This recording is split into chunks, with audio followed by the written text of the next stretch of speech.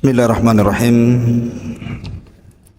Assalamualaikum warahmatullahi wabarakatuh.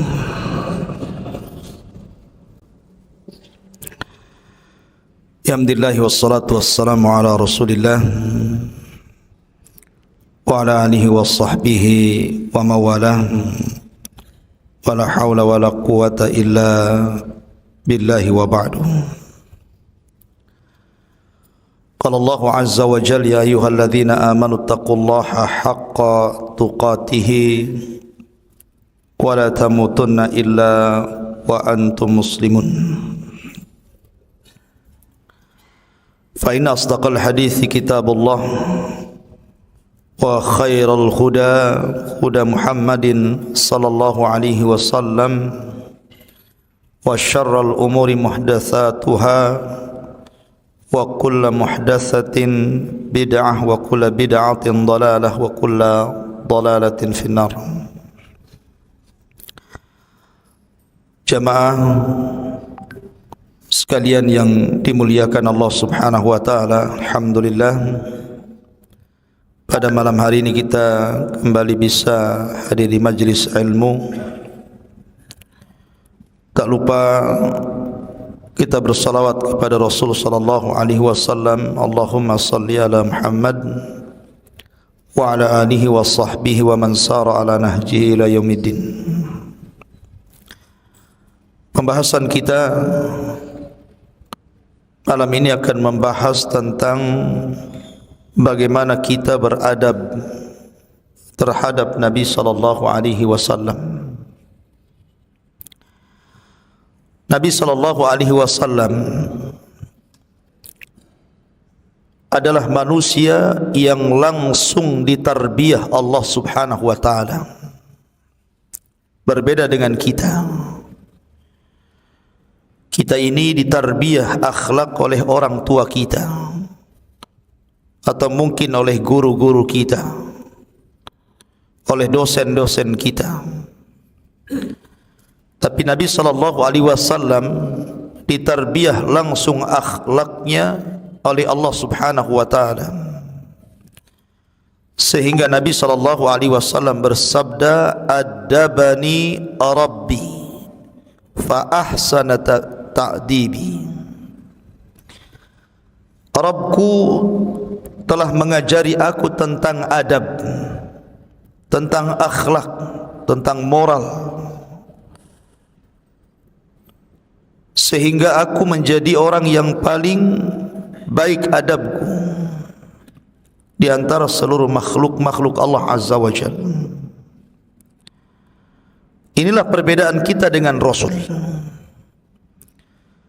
Kalau kita dididik akhlak oleh orang tua, terkadang ada yang berhasil, terkadang tidak. Begitu juga oleh guru-guru kita dan dosen-dosen kita. Atau terkadang akhlak melekat di sebuah waktu, tapi di waktu yang lain terkadang akhlak itu berubah. Tapi Nabi sallallahu alaihi wasallam tidak. Karena yang mengajarkan akhlak dan adab kepada beliau itu langsung dari Allah.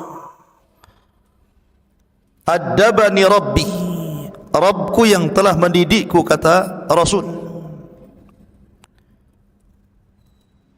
Bahkan Allah Subhanahu wa taala langsung mengutus malaikat Jibril juga ikut menjadi guru bagi Nabi sallallahu alaihi wasallam. Allamahu syadidul quwa,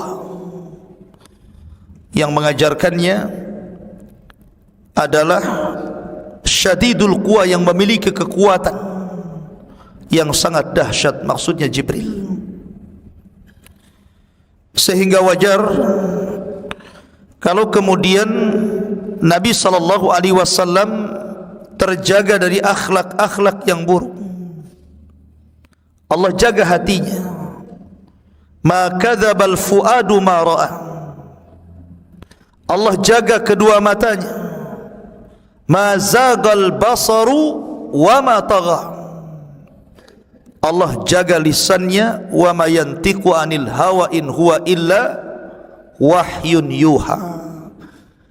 Dan Allah jaga akhlaknya, wa innaka la'ala khuluqin azim. Begitulah Allah Subhanahu wa taala menjaga Nabi sallallahu alaihi wasallam. Kedua matanya terjaga, kedua lisannya terpelihara, hatinya senantiasa terpelihara, pandangannya, pendengarannya, bahkan seluruh gerak-geriknya Allah pelihara.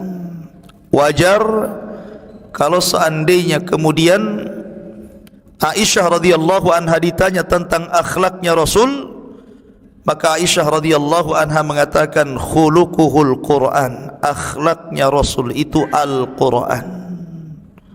Kalau anda ingin melihat Al-Quran yang berjalan, maka lihatlah Nabi sallallahu alaihi wasallam. Sehingga Allah memberikan rekomendasi yang tidak pernah diberikan kepada para nabi dan rasul sebelumnya, wa innaka la'ala khuluqin azim. Engkau di atas akhlak yang sangat terpuji. Kalau demikian maka Rasul berbeda dengan makhluk yang lainnya. Ketika Nabi sallallahu alaihi wasallam didaulat menjadi nabi yang terakhir dan juga rasul yang terakhir, maka ada tuntutan kepada kita dari Allah Subhanahu wa taala untuk berakhlak dan beradab kepada Nabi sallallahu alaihi wasallam. Apa saja adab dan akhlak kita ini terhadap Nabi sallallahu alaihi wasallam? Karena di zaman sekarang adab terhadap Nabi sallallahu alaihi wasallam sudah mulai pudar. Bahkan ada orang yang berani menista Nabi sallallahu alaihi wasallam, merendahkan Nabi sallallahu alaihi wasallam, menghina Rasul sallallahu alaihi wasallam. Kenapa terjadi? Karena kurang adab, kurang akhlak. Baik, karena waktu yang singkat kita akan sebutkan beberapa akhlak dan adab kita kepada Nabi sallallahu alaihi wasallam. Yang pertama, dan ini yang paling utama, adabul qalbi. Adab yang harus ditanamkan kepada setiap hati insan terhadap Nabi sallallahu alaihi wasallam. Tasdiquhu fima akhbar. Kita wajib membenarkan dalam hati kita apapun yang dihabarkan Nabi sallallahu alaihi wasallam, masuk di akal atau tidak masuk di akal, diketahui hikmahnya ataupun tidak, maka kita katakan sami'na wa ata'na. Innama qaulul mu'minin idza du'u ila Allahi wa rasulihi an yaqulu sami'na wa ata'na. Ini kata kuncinya, mendengar dan taat. 40 tahun lamanya sejak Nabi sallallahu alaihi wasallam dilahirkan sampai usia beliau 40 tahun, sehingga diangkatnya beliau menjadi nabi dan rasul di usia itu, tidak pernah ada yang mencela Nabi sallallahu alaihi wasallam di tengah-tengah kafir Quraisy. Ya, karena Nabi sallallahu alaihi wasallam dikenal amanahnya, dikenal kejujurannya, sehingga Nabi sallallahu alaihi wasallam digelar sadiqun masduq wa musaddaq. Dia adalah sadiq atau as-sadiq al-masduq wal musaddaq. As-sadiq artinya orangnya amanah. Semua yang diucapkan Rasul itu semua kejujuran. Rasul tidak pernah berdusta, walaupun main-main, walaupun bersenda gurau, Rasul tidak pernah berdusta. Nabi itu orangnya jujur. Al-Masduq disaksikan kejujurannya. Yang disampaikan Nabi sallallahu alaihi wasallam disaksikan kejujurannya oleh manusia, dan juga musaddaq bil wahyi, bil mu'jizat. Dan Allah Subhanahu wa taala benarkan dengan memberikan wahyu dan mukjizat yang banyak sekali, melebihi mukjizat para nabi dan rasul. mukjizat yang paling banyak diturunkan kepada para nabi dan rasul, yang paling banyak adalah kepada nabi kita Muhammad sallallahu alaihi wasallam. Saat Nabi sallallahu alaihi wasallam turun wahyu kepadanya, wa anzir ashiratakal aqrabin, dan berilah peringatan wahai Muhammad kepada keluargamu yang paling dekat. Maka Nabi sallallahu alaihi wasallam ketika itu mengumpulkan di mana? Di Bukit Safa, yang kita kenal dengan Safa dan Marwah. Di bukit ini Nabi sallallahu alaihi wasallam mengumpulkan seluruh kerabat-kerabatnya. Lihat bagaimana Nabi muqaddimah kalamnya, muqaddimah pembicaraannya, berusaha untuk meyakinkan apakah dia masih dipercaya atau tidak.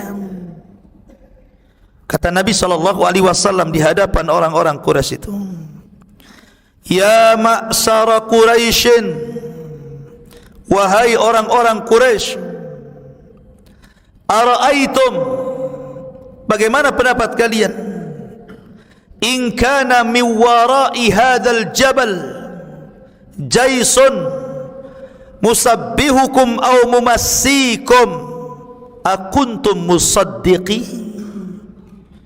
Wahai orang-orang Quraisy, bagaimana pendapat kalian kalau seandainya kukatakan bahwa di balik bukit Abi Kubais ini ada tentara besar dengan kekuatan besar hendak menyerang kalian di pagi atau di sore hari kalian, apakah kalau saya mengucapkan seperti itu sewaktu-waktu kalian masih membenarkan ucapanku?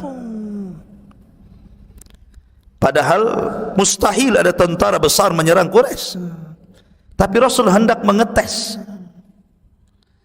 Tapi apa kata-kata orang-orang? Sepakat semua mengatakan, ma jarrabna alaika kadhiban qat.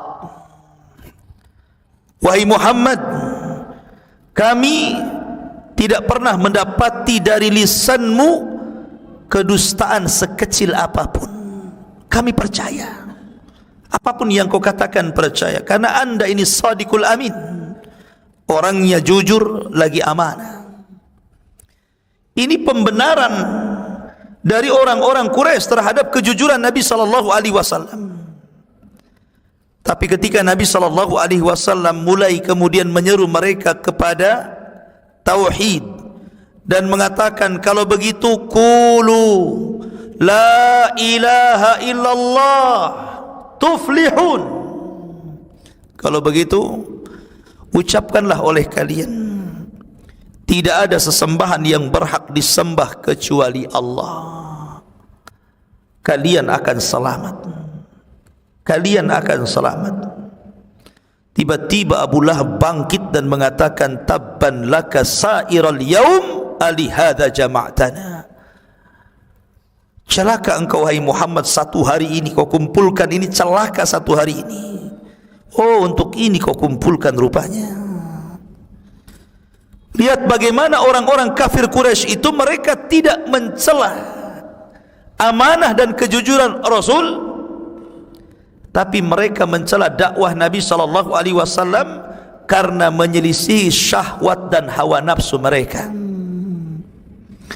Jadi mereka mengingkari dakwah Rasul itu bukan karena mencela kejujuran dan amanahnya, tidak. Mereka tidak mencela itu. Tapi mereka mencela karena apa yang diserukan Rasul itu menyelisih hawa nafsunya, menyelisih syahwatnya. Sehingga mereka mengatakan, dalam perkataan yang lain mereka mengatakan, aja'alal alihata ilaha wahid inna hadza la syai'un ujab. Apakah engkau akan membuang seluruh Tuhan-Tuhan kami dan menetapkan satu Tuhan saja? Ini perkataan aneh, ini perkataan ajaib, belum pernah kami dengar itu. Tapi lihat di sini bagaimana orang-orang Quraisy itu tidak mencela bagaimana akhlak Nabi sallallahu alaihi wasallam.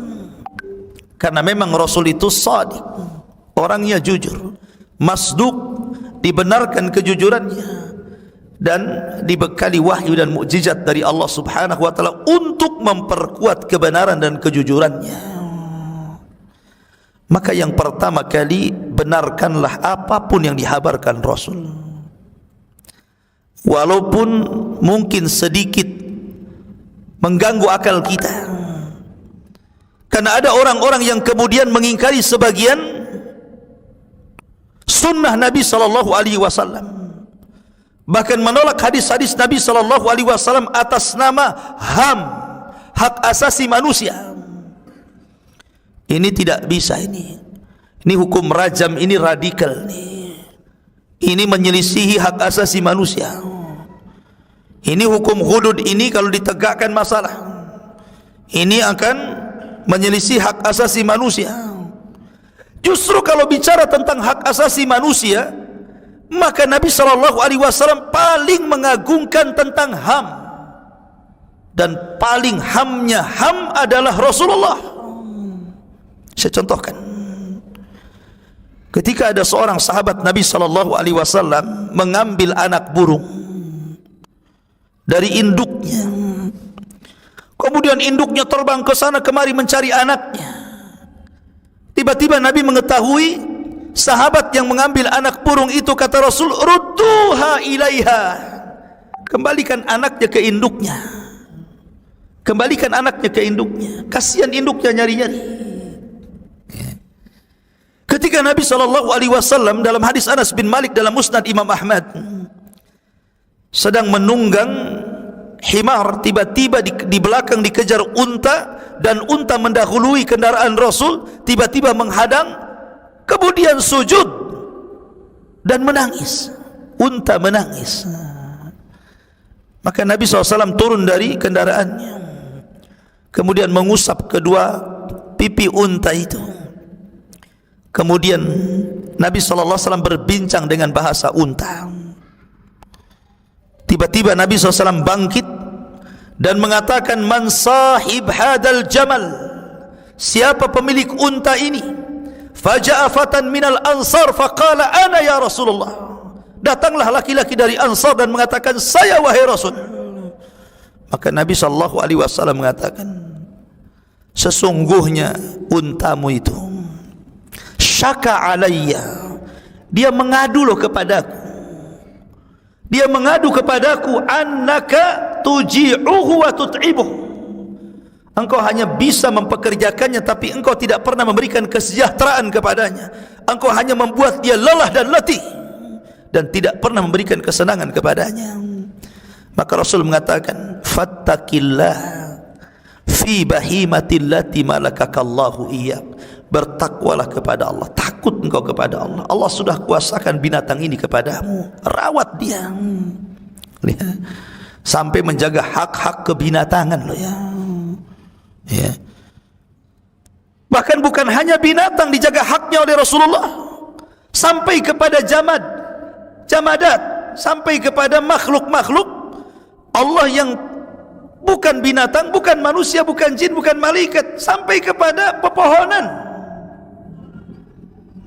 Ketika Nabi SAW datang seorang wanita menyerahkan mimbar yang dibuat 3 tingkat, yang dibuat oleh putranya itu, kemudian dihadiahkan kepada Nabi SAW, yang biasanya Rasul kalau berkhutbah itu di pelepah batang kurma, naik ke pelepah batang kurma kemudian berkhutbah. Sekarang dibuatkan mimbar 3 lantai ya, bukan 3 lantai, 3 tangga ya.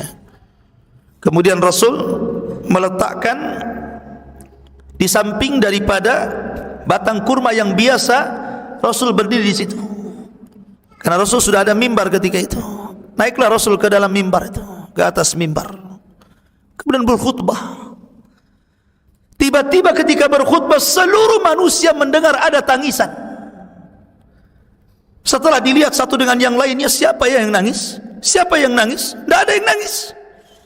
Tapi terdengar suara hanin, suara tangisan. Maka tiba-tiba Nabi SAW turun dari mimbar, kemudian menghampiri kayu pelepah kurma itu, kemudian mengikat di pinggangnya. Kemudian kata Rasul, kalau aku tidak melakukan demikian maka batang pelepah kurma itu akan terus menangis sampai kiamat, kata Rasul. Ya. Lihat, kalau hak-hak pepohonan saja dijaga, maka mimbabil aula, tentu lebih utama hak-hak manusia lebih dijaga. Hak-hak binatang saja dijaga, hak-hak pohon saja dijaga, masa hak manusia tidak dijaga? Jadi ketika Allah Subhanahu wa ta'ala kemudian menurunkan sebuah hukum, itu tidak ada yang bertentangan dengan HAM, atau mungkin HAM itu sendiri yang bertentangan dengan Al-Quran, ya mungkin, ya. Ma'asyiral muslimin yang dimuliakan Allah Azza wa Jalla, maka jangan pernah menolak hukum syariat Allah Subhanahu wa ta'ala hanya mengikuti hawa nafsu barat dan timur. Karena belum tentu hawa nafsu barat itu sesuai dengan nas-nas Al-Quran, bahkan cenderung menyelisihinya, karena mereka hendak merusaknya. Muncullah istilah-istilah, kenapa wanita itu ditutup sampai dari kepala sampai kaki, seolah-olah kemudian diambil haknya, tidak bebas seperti laki-laki. Gimana ini? Islam ini memelihara hak-hak wanita supaya tidak diganggu dan mudah dikenali bahwa dia seorang wanita muslimah dan wanita afifah yang menjaga kehormatannya, dan banyak lagi ikhwatu fiddin. Maka jangan menolak hadis Rasul karena hanya bertentangan, karena sebenarnya tidak bertentangan. Islam itu sangat menjunjung hak-hak manusia. Pertama, benarkanlah apapun yang dihabarkan Nabi SAW, masuk di akal atau tidak masuk di akal. Contoh, ini air, kata Rasul, idza dakhalat dubabu fi ina'i ahadikum, apabila ketika kita hendak minum tiba-tiba ada lalat terbang kemudian nyemplung ke salah satu gelas kalian. Mau minum teh, minum kopi, terbang lalat nyemplung pula di situ, terjun bebas, ya. Kata Nabi SAW, falyaghmisu, celupkan sekalian, bukan supaya kopi rasa lalat, tidak, atau teh aroma lalat, tidak. Itu perintah Rasulullah. Celupkan, habis dicelupkan buang, jangan diminum, ya. Apa alasannya?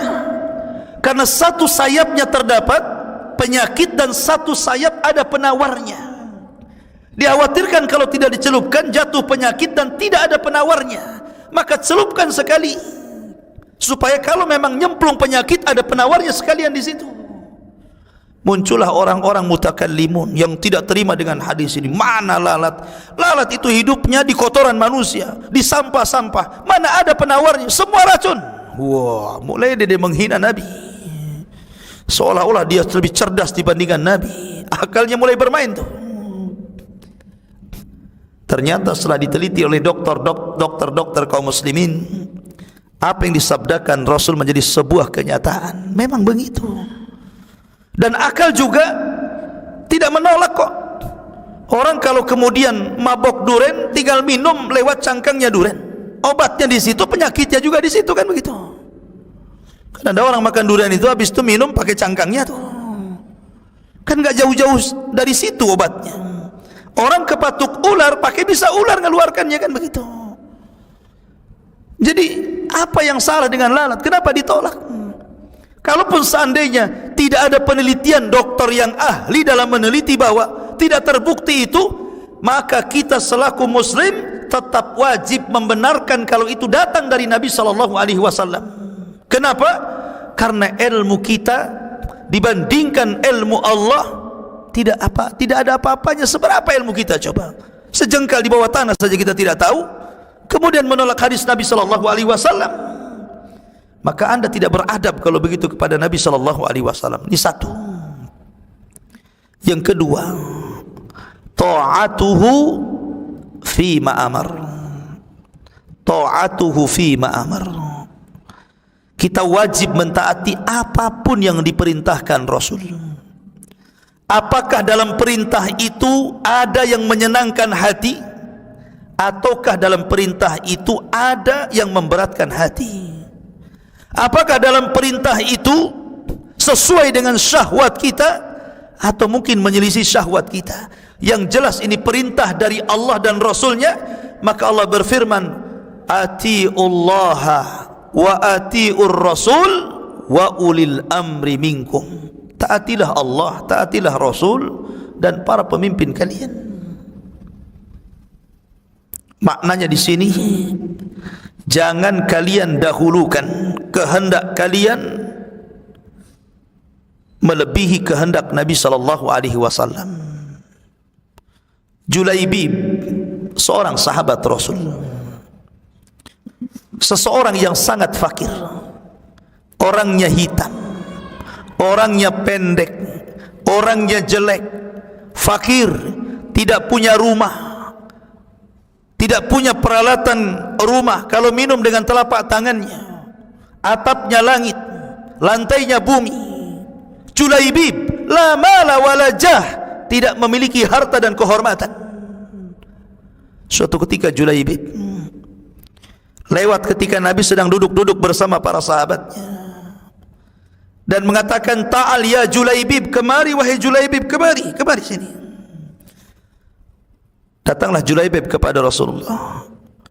Kata Nabi SAW, ya Julaibib, hala tatazawwaj. Julaibib, mau kamu menikah? Mau kawin kamu? Kata Julaibib, ya Rasulullah, mana yang mau denganku wahai Rasul? Siapa wanitanya yang mau denganku wahai Rasul? La mala wala jah. Saya ini tidak punya harta dan tidak punya kedudukan.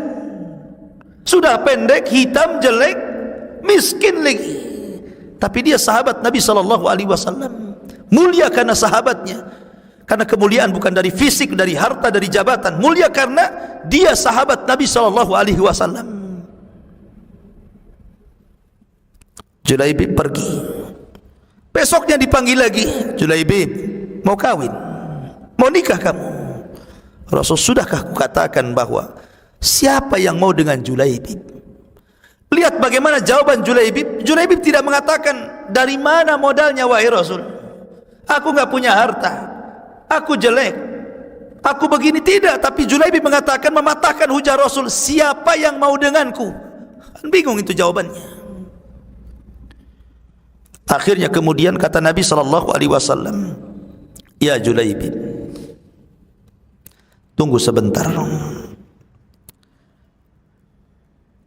Idhab ila baitin min buyutil ansar. Coba kamu pergi, itu di gang sekian, nomor sekian itu. Di situ ada satu rumah gadis. Kamu pergi ke rumah itu. Katakan kepada penghuni rumah, ini Rasulillah. Saya adalah delegasi yang diutus Rasul sallallahu alaihi wasallam. Jawiz ibnataka alayya, nikahkan putramu denganku, putrimu denganku. Ini perintah Rasul. Kata Nabi. Kata Julaibib, wah, enggak berani saya. Ya. Maka Nabi SAW akhirnya dalam satu redaksi hadis mendatangi rumah wanita itu. Kemudian Rasul mengatakan, saya hendak meminang putri kalian. Wah, senang. Bapaknya senang, ibunya senang. Kenapa? Ini kalau jadi istri Nabi SAW, maka anaknya jadi ummul mukminin, akan jadi ibunya kaum mukminin. Bahagia bapaknya, bahagia ibunya. Kemudian mulailah mereka berbincang serius. Tiba-tiba Nabi SAW mengatakan, tidak, aku tidak hendak meminang putrimu untukku, tapi aku hendak meminang putrimu untuk Julaibib. Langsung berubah wajahnya. Berubah wajahnya. Kata suaminya, kalau gitu tunggu dululah. Kami akan bermusyawarah dengan istri dulu. Berkumpullah suami, istri dan putrinya. Di situ ada Rasulullah. Kata istrinya, ya Rasulullah, Julaibib, Rasul, kau hendak menikahkan putriku dengan Julaibib? Halla bi Abi Bakrin wa Umar wa Utsman wa Ali. Kenapa kau tidak tawarkan Abu Bakar saja, Umar, Utsman, Ali? Kenapa mesti Julaibib? Kenapa mesti Julaibib katanya kan? Apa tidak ada yang lain selain Julaibib katanya?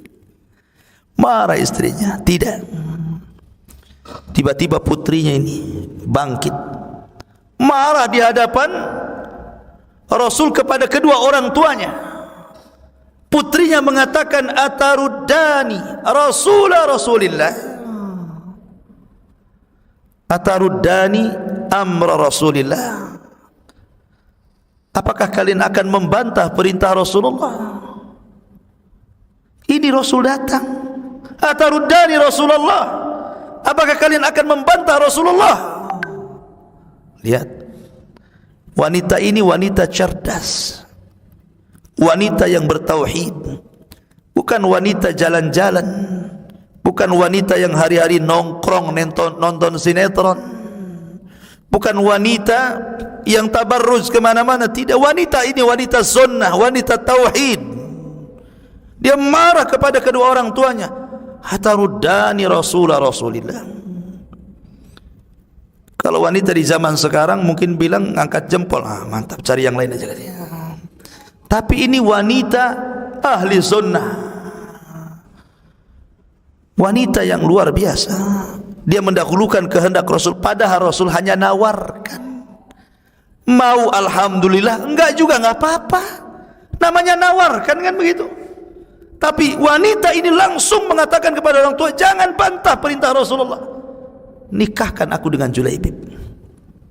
Nih, mantap wanita seperti ini. Ya.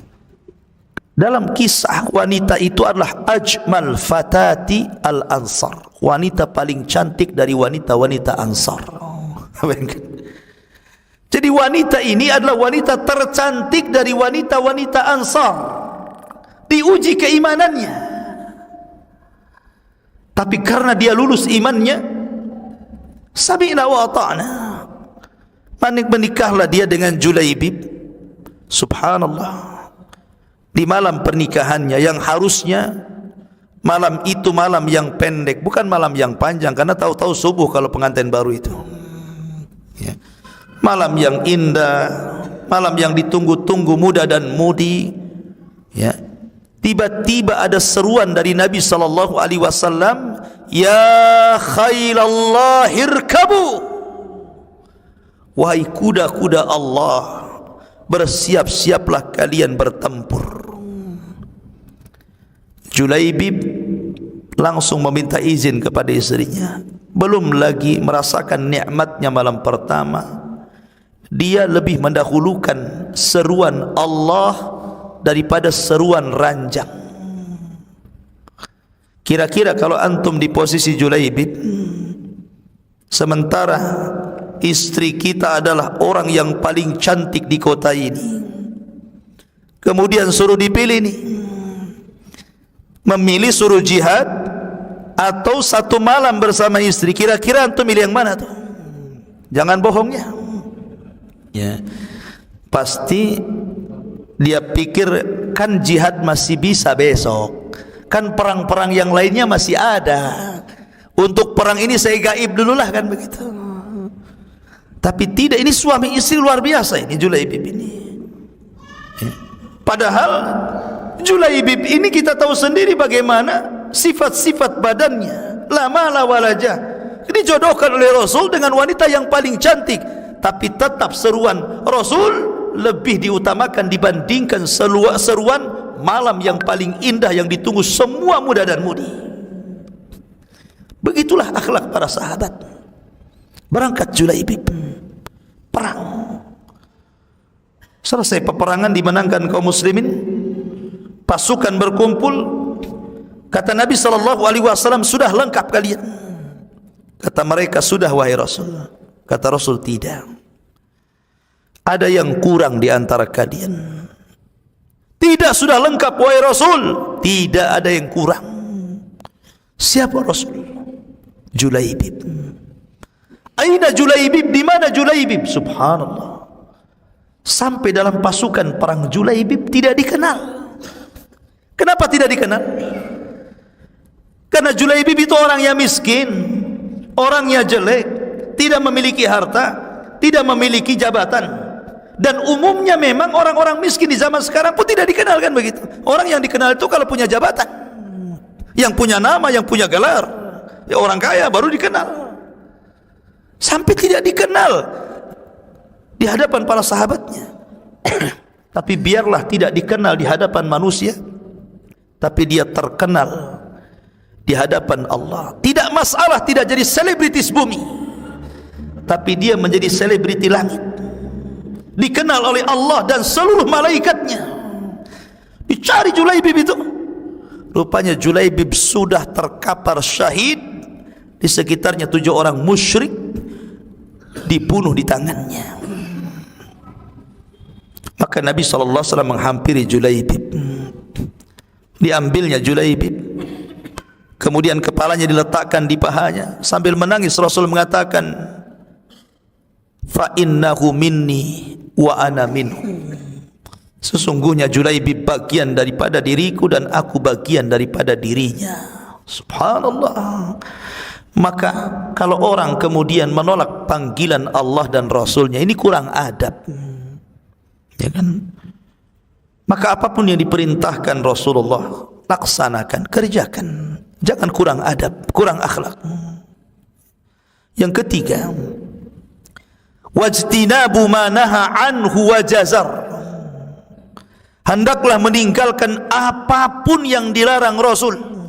Kalau Rasul sudah melarang, tinggalkan. Ingat, melaksanakan perintah dengan menjauhi larangan itu beda. Kalau mengerjakan perintah dikaitkan dengan istita'ah, kesanggupan. Tapi kalau menjauhi larangan tidak dikaitkan dengan istita'ah, kesanggupan. Kalau perintah itu Allah mengatakan fattaqullaha mastata'tum, bertakwalah semampu kamu. Tak bisa salat berdiri, duduk, tidak bisa duduk, berbaring. Tidak bisa berwudu dengan air tayamum, ada alternatif. Tidak sanggup haji karena tidak mampu, gugur kewajibannya. Apa masalahnya? Ya, semua ada gantinya itu dalam melaksanakan perintah fattaqullaha mastata'tum. Tapi dalam larangan tidak bisa. Ada orang sudah kecanduan khamar, narkoba, atau apalah yang sejenisnya. Biasa satu malam 5 botol teler. Karena dia tahu khamar itu haram. Saya ingin meninggalkan khamar Pak Ustaz, tapi saya ingin istita'ah sesuai kemampuan saya. Yang biasanya bulan kemarin 5 botol, bulan ini saya kurangilah 3 botol. Bulan depan 2 botol, bulan depannya lagi 1 botol, bulan depannya lagi 1 gelas, nanti sampai 1 sendok saya tinggalkan. Tidak bisa kayak gitu. Ya, kalau sudah larangan tinggalkan mutlak, nggak ada lagi cerita bertahap, itu tidak ada dalam larangan. Kalau dalam perintah ada bertahap, nggak sanggup ini begini, nggak sanggup itu begitu. Nah, silahkan dalam perintah. Tapi dalam larangan tidak ada tahapan-tahapan. Khamar ya haram, tinggalkan ya tinggalkan. Tidak ada cerita. Ya, itulah bedanya antara perintah dan larangan. Di zaman para sahabat, ketika Anas bin Malik radhiyallahu an berada di rumah Abu Talha radhiyallahu an, atau di rumah salah seorang sahabat Nabi.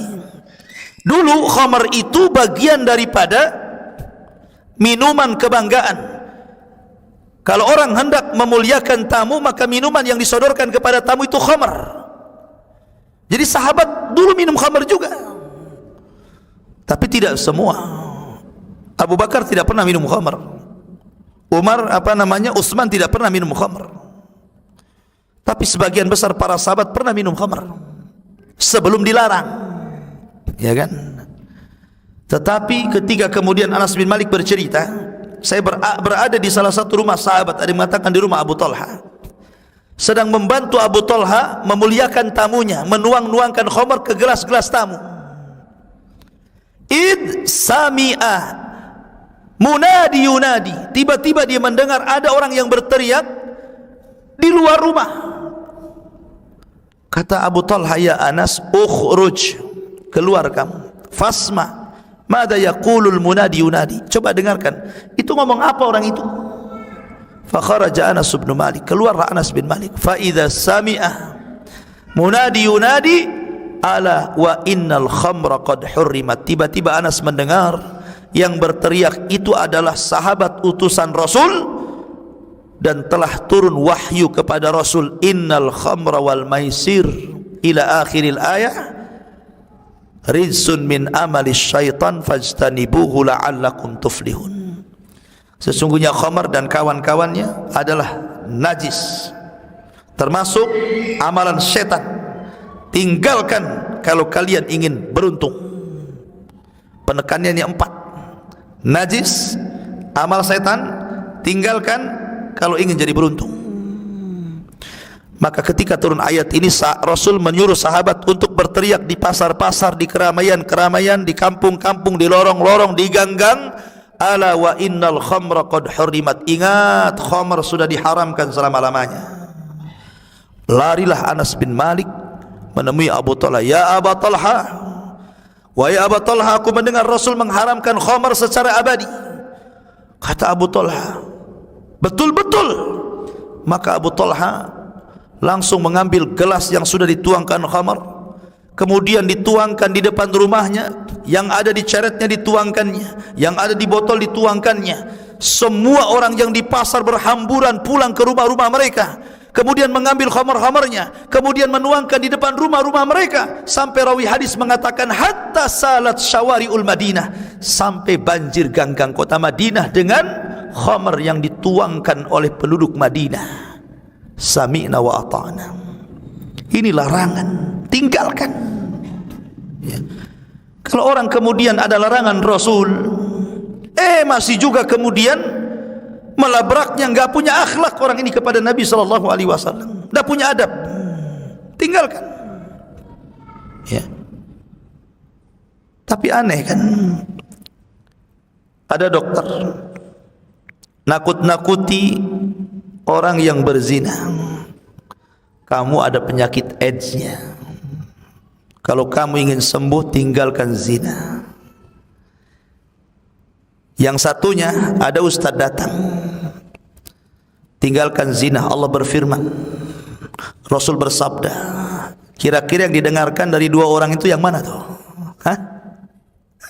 Yang mana? Dokter kan? Kalau sudah dokter yang ngomong tinggalkan, pasti ditinggalkan. Takut sama dokter kan? Dokter nggak pakai dalil. Dokter hanya mengatakan penyakit. Nanti kalau nggak masih begitu, nanti menun mati kamu sebulan lagi. Pasti itu ditinggalkan. Ketika ustadz yang bicara, walaupun dia menakut-nakuti, falyahdharil ladzina yukhalifuna an amri an tusibahum fitnah aw yusibahum adzabun alim. Hendaklah takut akan perintah Rasul, kalau sampai diselisihi akan ditimpakan fitnah kepadamu atau adab yang pedih. Nyantai saja dia, karena bukan dokter, kecuali dokter rangkap ustaz. Nah mungkinlah. Kadang-kadang ada orang yang tidak berakhlak kan. Kenapa dia takut sama dokter, tidak takut sama ustaz? Ini gak punya akhlak orang ini, gak ada adab sama Nabi ya kan. Ma'asyiral muslimin yang dimuliakan. Kemudian yang keempat, wa alla ya'budallah illa bima syara. Jangan sekali-kali Anda sembah Allah kecuali melalui syariat yang disyariatkan Allah kepada Rasulullah. Jangan membuat syariat di luar syariat Rasulullah, karena itu kurang adab. Menuduh bahwa Nabi tidak tahu jalan ke sorga, menuduh Nabi tidak tahu menghindar dari neraka. Iya kan? Kalau orang ini menyelisih jalan Rasulullah, seolah-olah dia punya jalan sendiri, Rasul punya jalan sendiri, maka orang ini seolah-olah menuduh Rasul ini tidak paham jalan ke sorga kemana. Makanya dia buat cara sendiri tuh, buat jalan sendiri, seolah-olah dia yang paham ke sorga, Rasul tak paham. Ini kurang akhlak kalau kayak gini nih, nggak ada adab orang kayak gini nih. Maka jangan pernah beribadah kecuali apa yang telah disyariatkan Allah kepada Rasul. karena yang tahu jalan ke sorga hanyalah Allah, kemudian Rasulullah yang diwahyukan kepadanya. Apapun yang mendekatkan kita ke sorga, apapun yang menjauhkan kita dari neraka, dua-duanya sudah dijelaskan Rasulullah. Makanya Imam Malik rahimahullahu ta'ala mengatakan, man qala anna dinal Islam lam yaktamil faqad za'ama anna Muhammadan khana risalah. Siapa yang berkata Islam belum sempurna, maka dia telah menuduh Rasul telah berkhianat terhadap risalahnya. Kenapa? Seolah-olah Rasul tidak paham jalan ke surga. Maka kita buat sendiri saja jalan ke surga, katanya. Ya. Maka orang ini tidak berakhlak, orang seperti ini. Kemudian yang kelima, jangan sekali-kali memanggil Rasul dengan sebutan namanya. La taj'al du'aakum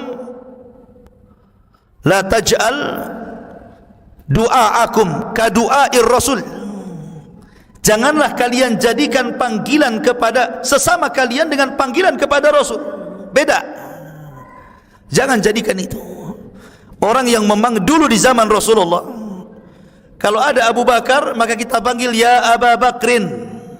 Umar lewat ya Umar, ila aina tadhhab. Abu Ubaidah lewat ya Aba Ubaidah. Abdurrahman bin Auf lewat ya Abdurrahman, ila ain. Tapi jangan Anda katakan ya Muhammad. Sebutan panggilan kepada Rasul hanya ada dua kata, ya Nabi Allah, ya Rasulullah. Wahai Nabi Allah, wahai Rasulullah. Begitu adabnya mereka kepada Nabi SAW. Kecuali Badui, karena Badui itu enggak punya akhlak. Kadang-kadang mereka datang ke Madinah berteriak-teriak di balik kamar Nabi SAW, ya Muhammad ukhruj, katanya. Itu Badui itu. Tapi tidak ada sahabat yang memanggil-manggil Rasulullah di balik hujurat. Alladzina yunaduna min wara'il hujurati aktsaruhum la ya'qilun, kata Allah. Kebanyakan orang-orang yang memanggil di balik kamar Rasul dengan menyebut ya Muhammad, kebanyakan mereka enggak punya akal, orang Badui. Maka jangan jadi orang Badui kita maksudnya. Kita katakan ya Muhammad, ya Rasulullah, ya Nabi Allah, jangan ya Muhammad. Makanya Allah mengajarkan adab ini dalam Al-Quran. Allah ketika menyebut Adam langsung nyebut ya Adam uskun anta wa zaujukal jannah. Ketika memanggil Nabi Yahya, ya Yahya hudil kitab bil quwwah. Ketika memanggil Nuh, ya Nuh, ya Ibrahim, ya Isa ibn Maryam, a anta qulta linnasi ittakhiduni ilahaini min dunillah. Tapi Allah tidak pernah mengatakan ya Muhammad. Tapi Allah mengatakan ya ayyuhan nabi qul li azwajika wa banatika wa nisa'il mu'minin. Ya ayyuhar rasul kulu min thayyibati ma razaqnakum. Kulu min thayyibati wa'malu salihah. Lihat di sini. Allah mengajarkan adab, jangan memanggil dengan nama. Kurang adab. Ya kan? Dan ini walaupun ayat ini larangan memanggil Rasul dengan nama itu turun di zaman para sahabat, tetapi dalam kaidah usul tafsir al-ibratu bi umumil lafzi la bi khususis sabab namanya. Sebuah pelajaran itu karena umumnya sebuah lafaz, bukan karena khususnya sebab turunnya ayat. Maka kita tidak boleh memanggil Rasulullah dengan sebutan nama, kurang adab, kurang akhlak.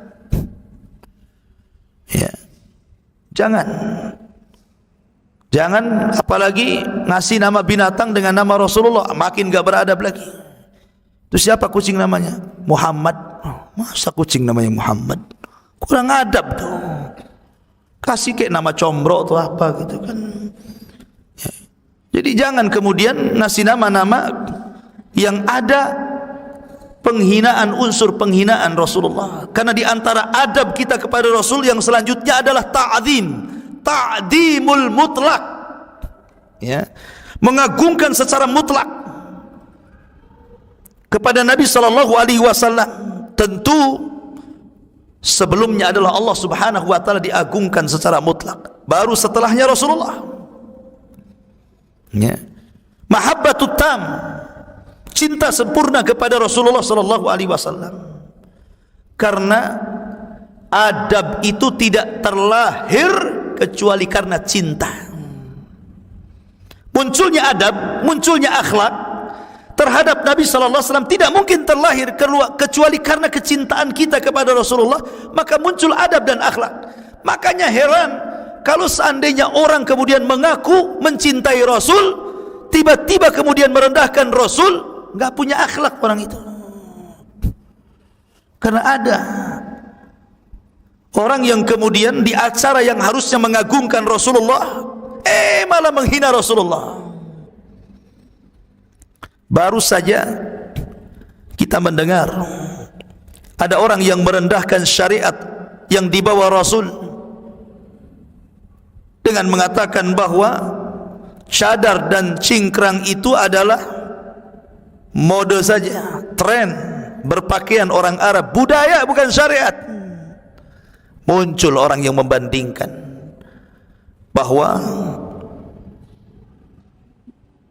ada orang yang sangat berjasa dalam kemerdekaan ini melebihi Nabi sallallahu alaihi wasallam. Tidak sadar dia ngomong begitu.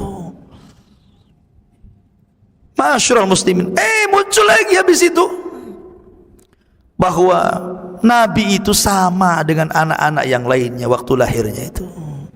Sama. Umbelan juga bahasa kitanya. Apa bahasa Jawanya? Rembes apa ya? Umbelan gitu ya. Belean gitu ya. Keluar belek di sini ya. Karena tidak bisa merawat Abdul Muttalib pamannya. Jangan samakan kakek Rasul dengan kakek Anda. Kakek Rasul itu raja Arab. Abdul Muttalib itu rajanya orang Arab. Bila munazi, tanpa ada khilaf bahwa Abdul Muttalib itu Malikul Arab, rajanya orang Arab. Bila khilaf wala munazi', tanpa ada khilaf, tanpa ada pertentangan. Seorang raja dimuliakan, dihargai, dihormati. Tentu kan banyak pesuruhnya, banyak pengawalnya. Namanya raja. Bisa saja dia nyuruh, tolong cucu saya rawat. Bisa saja kan? Mungkin maksudnya dirawat sendiri, nggak telaten kakek gitu ya. Iya, kakek dia bukan raja. Abdul Muttalib raja Arab. Ya. Kemudian yang kedua, Nabi sallallahu alaihi wasallam tidak sama dengan anak-anak kecil yang lainnya. Katanya kalau seandainya Nabi hidup di zaman sekarang, maka sama juga dengan anak-anak sekarang. Kalau ada pohon jambu pasti nyolong jambu. Lah kok sampai ke nyolong jambu ceritanya? Nabi loh dijaga oleh Allah. Wallahu ya'simuka minan nas. Rasul itu memberikan sifat maksum kepada Rasulullah. Nabi itu maksum. Apa sih artinya maksum itu? Maksum itu terpelihara dari dosa besar, tetapi ada kemungkinan melakukan dosa kecil. Ya.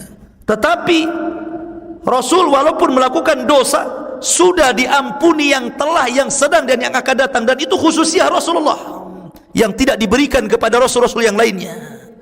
Bahwa Rasul itu diampuni dosanya yang telah, yang sedang dan yang akan datang. Lihat hadis syafaat. Semua para nabi ngaku dirinya dosa, melakukan dosa dan tidak bisa memberikan syafaat. Akhirnya Rasul yang sudah diampuni dosanya, dialah yang memberikan syafaat. Kok bisa dia mengatakan seperti itu? Nyolongkan dosa besar. Makanya ada hukuman potong tangan. Dan dosa besar itu definisinya setiap dosa yang ada ancaman di dunia dengan had, rajam, potong tangan, cambuk 80 kali. Ya. Bagi orang yang menuduh wanita baik-baik berzina, bagi yang minum khamr, cambuk 40 kali di zaman Rasul, di zaman Umar 80 kali, itu had. Dan di akhirat diancam neraka, diancam azab, diancam ini dan itu oleh Allah. Itulah namanya dosa besar. Dan nyolong itu bagian daripada dosa besar. Tidak mungkin Rasul melakukan dosa besar. Satu. Yang kedua, ketika Halimah Sa'diyah menyusui Rasulullah di tetek kanannya, dia tidak mau menyusu ke tetek kirinya. Kenapa? karena itu milik bayinya Halimah. Dia tahu itu hak orang, tidak mungkin diambil. Rasulullah masih bayi tahu itu hak orang, tidak mungkin nyolong jambu, ya kan? Maka ini kan gimana ya kita katakan ya. Selesai ini muncul lagi Nabi SAW itu usia 50 tahun, menikah dengan Aisyah radhiyallahu anha usia 9 tahun katanya. Padahal dalam hadis Bukhari menikah 6 tahun, Aisyah dinikahi Rasul 6 tahun, baru digauli 9 tahun. Kemudian dia mengatakan, mana mungkin wanita 9 tahun, Aisyah radhiyallahu sangat senang, sangat bahagia, sangat sumringah dinikahi oleh Rasul sallallahu alaihi wasallam yang sudah 50 tahun. Akal saya enggak nerima katanya. Karena kalau itu terjadi kepada wanita sekarang, umur 9 tahun dinikahi kakek 50 tahun, pasti dia bunuh diri katanya. Kalau ini ceritanya lari ke sana coba. Macam mana pula Nabi itu loh, orangnya ganteng ya. Orangnya ganteng Rasulullah itu, walaupun sudah tua. Ketika para ulama membahas tentang ketampanan Nabi Yusuf, ada khilaf di antara ulama. Dari mana datangnya ketampanan Nabi Yusuf itu? Ada yang mengatakan bahwa ketampanan Nabi Yusuf itu separuh ketampanan Adam. Ada yang mengatakan bahwa ketampanan Nabi Yusuf itu separuh dari ketampanan Rasulullah. Kalau itu separuh dari ketampanan Rasulullah, sementara Nabi Yusuf saja wanita-wanita yang memandangnya sedang iris buah, enggak diiris buahnya, malah jarinya diiris karena terpukau. Bagaimana Rasulullah yang separuhnya saja wanita mengiris-iris jarinya kan itu? Rasul itu tampan, wangi, gagah, dihormati. Semua wanita ingin menikah dengan Rasulullah, sampai ada kisah ada wanita yang menyerahkan diri, ya Rasul, nikahi saya katanya. Nah, dan khususnya Rasul kalau menikah dengan wanita tanpa saksi, tanpa wali boleh. Itu khususnya Rasul, wanita yang menghibahkan dirinya. Tapi Anda jangan seperti itu. Ini khususnya Nabi, ya kan? Lah Nabi SAW itu ganteng gimana, apalagi dia dihormati Abu Bakar, Umar, Utsman dan sahabat yang lainnya. Kemudian adat wanita di zaman Rasul biasa, wanita-wanita kecil sudah dinikahi oleh laki-laki. Kalau zaman sekarang ya memang adatnya berbeda, jangan disamakan adatnya sekarang dengan adat di zaman itu. Loh kok bisa nyasar sampai ke keluarga Nabi loh ceritanya. Ini fenomena apa sih sebenarnya? Ini kok berturut-turutnya. Dari ini semua bicara tentang pribadi Nabi, syariat Nabi, kehormatan Nabi, keluarga Nabi. Ini ada fenomena apa ini? Dan itu beruntun itu. Ya. Harusnya kita punya adab dengan Nabi SAW. Jangan merendahkan Rasul. Kalau hendak bercanda, bercandalah dengan yang lain. Jangan kemudian Rasul jadi bahan candaan. Sambil tertawa-tawa pula dia kan. Bercanda yang lain lah, cerita kancil kayak cerita biawak kayak cerita apa gitu kan. Kenapa mesti Nabi SAW jadi bahan candaan? Ya. Maka orang ini kurang beradab orang ini. Makanya banyak para ulama akan menasihati orang yang seperti ini, ajari adab terhadap Nabi SAW. Ya.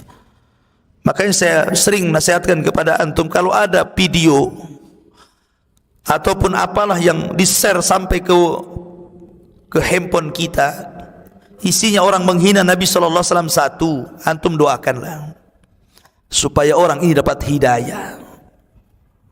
Orang ini dapat hidayah. Yang kedua, jangan disebar, karena akan membahagiakan hati-hati orang-orang kafir dan hati-hati orang munafik. Makin tersebar, makin bahagia mereka. Lihat, nabinya dihinakan. Dulu kita yang menghina, sekarang mereka yang menghina katanya. Jangan disebar. Rasul tahu nama-nama orang munafik, tapi tidak disebar. Cukup dia dan Hudzaifah ibnul Yaman yang tahu.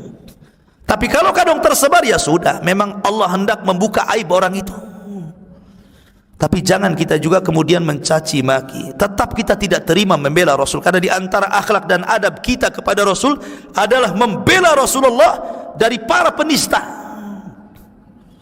Begitulah yang dilakukan para sahabat.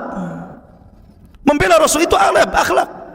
Tapi walaupun demikian bukan berarti kemudian kita membantah dengan kata-kata kotor, kata-kata yang tidak santun. Tetap kalau kita hendak membantah itu cari diksi, kata-kata yang baik, yang santun. Karena ada dai memang ingin membantah Rasulullah tapi bahasanya ngeri dah dengarnya.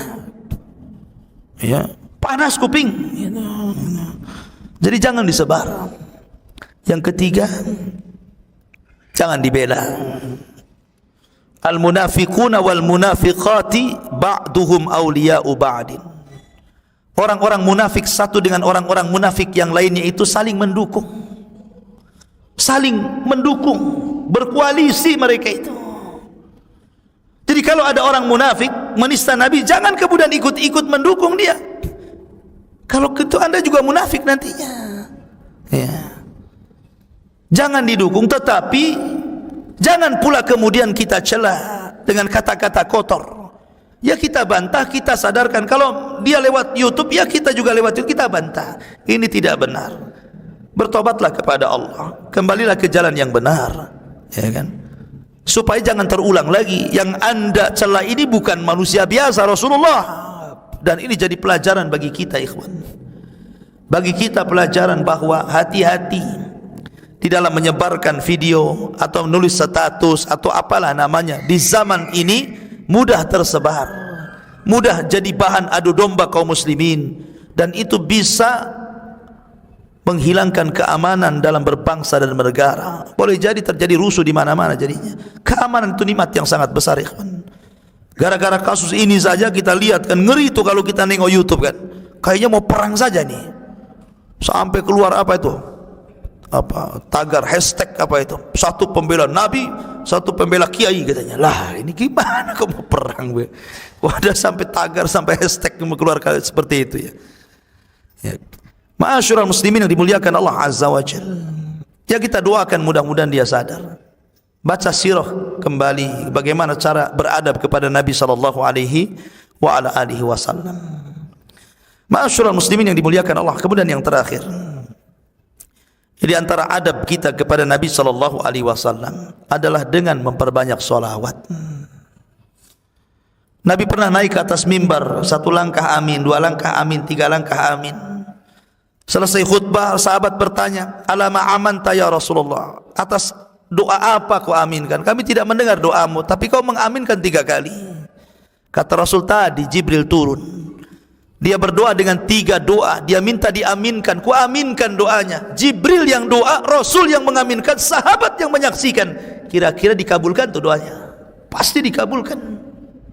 Salah satunya, ragima anfu rajulin, celaka dan binasa. Orang-orang yang ketika disebut namamu, nama Rasul, falam yusalli alaihi, dan dia tidak bersalawat kepada Nabi. Celaka, celaka, celaka. Maka perbanyak salawat Rasul, karena tanda cinta itu ketika dia banyak menyebutnya. Ya. Makanya saya ulangi cerita Laila Majnun. Ada wanita namanya Laila, pacarnya namanya Majnun. Majnun itu gila, maka disebut Laila Majnun. Pacarnya, wanitanya namanya Laila, laki-lakinya Majnun. Tahu Majnun? Orang sinting Majnun itu. Orang gila, Majnun. Ya. Kenapa dibilang Majnun? Karena cintanya enggak masuk akal.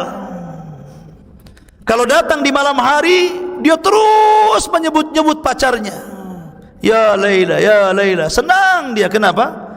Karena malam hari disitulah pacarnya ada. Bahasa Arabnya malam apa? Lailun. Bahasa Arabnya siang, naharun.